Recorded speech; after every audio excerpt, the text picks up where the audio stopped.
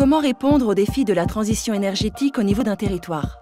Ici, à Paris-Saclay, se développe une solution innovante, un réseau d'échange de chaleur et de froid.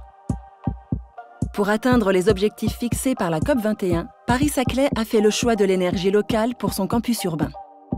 Le réseau s'appuie sur une ressource renouvelable locale et pérenne, la nappe de l'Albien, avec une eau à température moyenne de 30 degrés.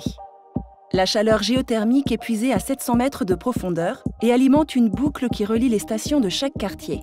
Des pompes à chaleur transforment la chaleur tempérée en chaleur utile à 60 degrés et en froid à 7 degrés. Chaleur et froid ainsi produits sont distribués aux différents bâtiments du quartier par l'intermédiaire de réseaux décentralisés de chaleur et de froid.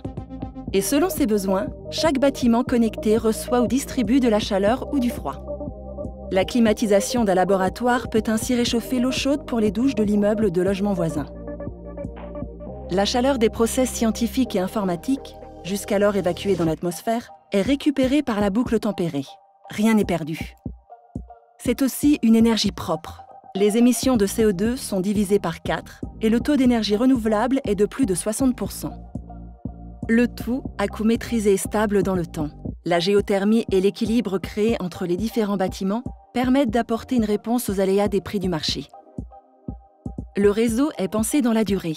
La boucle tempérée est le socle d'un smart grid multi-énergie qui pourra combiner panneaux photovoltaïques, méthanisation ou biomasse.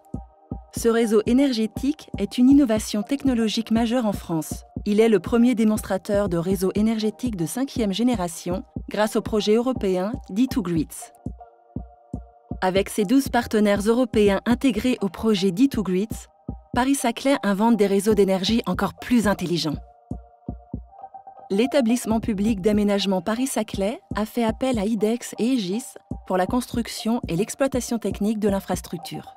Et accompagné par Tilia, il met sa maîtrise technologique au service de l'aménagement et de l'innovation durable.